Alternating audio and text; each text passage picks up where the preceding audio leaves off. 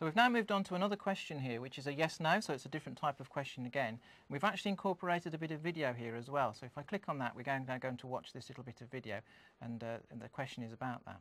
How easy is it, though, to download something like that moving picture? Well, we've actually created this ourselves using a visualizer and recorded it using Windows Movie Maker, but it could be any bit of video that you've taken or downloaded from the internet or taken from a clip art library or anything, and just inserted it. Remember, we're using PowerPoint as the editing tool, so we've got all the functionality that PowerPoint offers us, and so we can insert it straight in and use it in this way.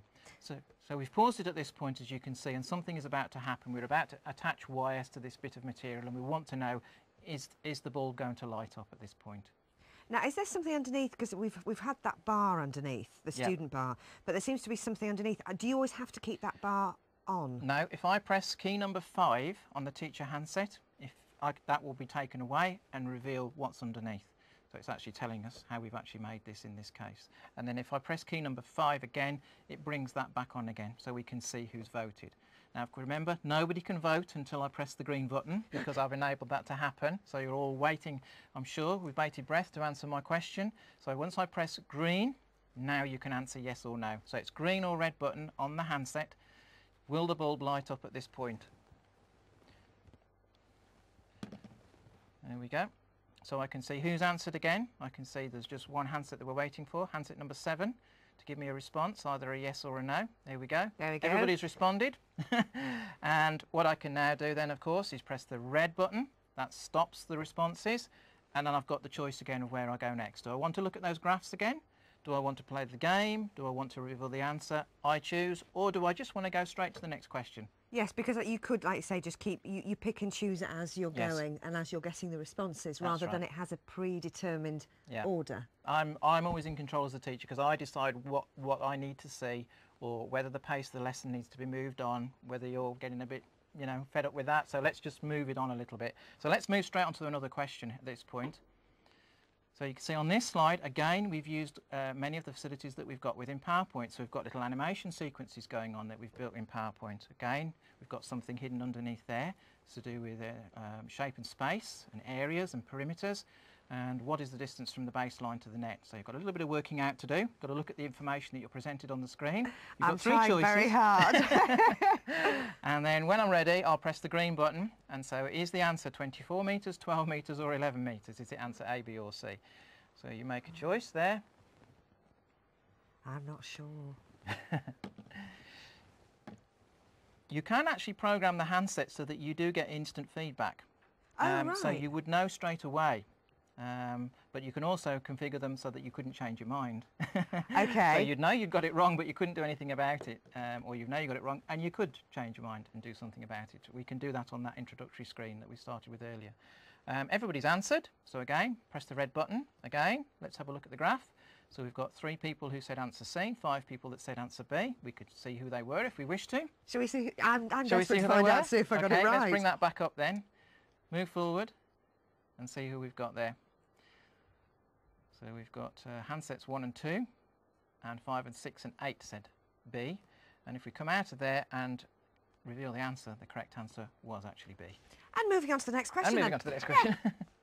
So, moving on again. What number is exactly halfway between 1.1 and 1.2? Again, purely audio for this one. Yes, so again, we're using one of the features that we can use in PowerPoint. So PowerPoint allows us to insert an audio file. So if I'm a language teacher and I want to ask you a question in French or Spanish or German, then I can create all my questions, record them as sound files, and then insert them into my PowerPoint slide. So it's more of an oral test rather than a visual reading test. So you've just been read a question there. Again, you've got to respond. It's a numeric response I'm looking for this time. There's no multiple choice. There's no guessing. You've actually got to give me the right answer. You've got to work it out. So again, when I press the green button on the teacher handset, you can now say what you think the answer is. And obviously all the students can see that it's active by the red square. That's right, yes. And because this is involving decimal points, remember you've got a decimal point on your handset in the bottom left-hand corner. If it was a fraction I was asking for, you'd use the symbol in the bottom right-hand corner. And if it was a negative number, you'd use the symbol underneath the on button. Do I need to press send when I've put that number in? Do I press send? Yes. Or Yes, Right. you do. In some cases you don't. Like if it's yes or no or true or false, there's obviously only one answer.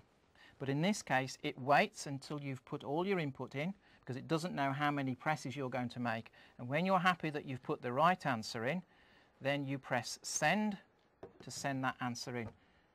So everybody has now responded. So I'll press the red button to stop responses. And this time, let's go straight to the game, shall we? And see who's in the lead. Funnily enough, it wasn't me.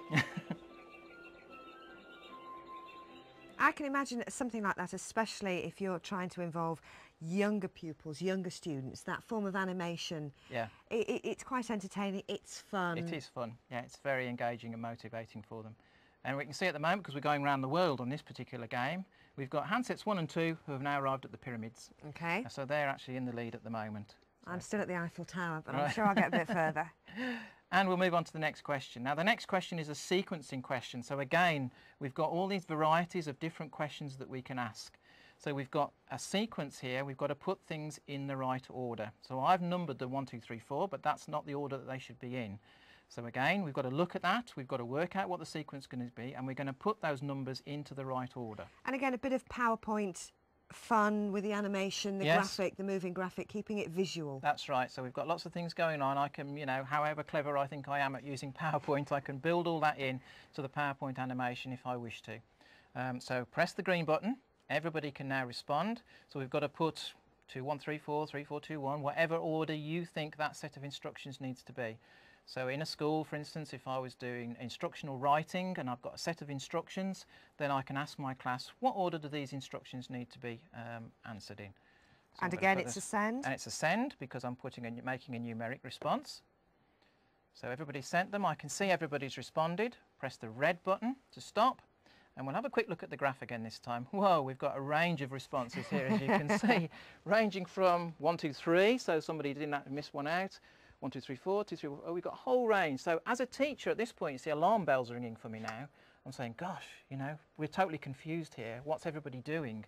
Obviously, I need to go back and have another look at this and talk about this again because, you know, people just haven't got the idea of this at all. It's such an immediate response. You're not having to wait for coursework or homework to be handed in. It's No. something you can actually be, I suppose, building your class as you're doing it, which Yes. is quite a novel way of looking at it. Yes, yeah, indeed. Everybody's involved as you're going along, and it's feeding me as a teacher lots of important information which I'm going to use now, either in today's lesson as to where I go next, or in tomorrow's lesson, you know, having reviewed what we've done today. Do I need to go back over things that we've done today, or can I move on? That's the sort of information it's giving me.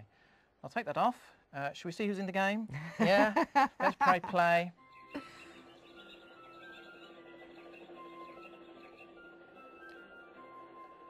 So I think we've arrived at the Taj Mahal by the look of it, and handset 1 has shot into the lead. As you Shot can is see. the lead. There we go. I'm still at the Eiffel Tower. You're I still like at the Eiffel Paris. Well, they say it's nice at this time of year. And I'm ready to move on again. Again, a different type of question. This time it's a multi-mark, so there is more than one right answer. So again, I'm giving you 4 options, but I'm asking you which 2 are correct. Which 2 of the following are optical devices? So you've got to look at those and say, well, I think these 2 are, and then you're going to put 2 numbers into the handset for me again. So when I press green, everybody understands the question. Right, now you can respond. So put your 2 numbers in, press send because it's a numeric response I'm asking from you. And I can see I'm just waiting for handset 3 to respond now. There we go, everybody's responded. So again, I can press my red button. Let's have a quick look at the graph. Oh, one person said 1, 2, everybody else said 2, 3. Shall we name and shame? No. No. Okay, we won't go there. We can have a look at the correct answer, which was 2 and 3. Those are the 2 answers that were the correct. I'm glad I was never in a class of yours, actually, because I really would have been probably right at the back of the class. We'll have a look who's in the lead. The handset was handset 1.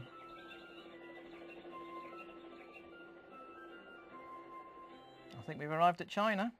There we are. And it's handset 1 again, who's still in the lead.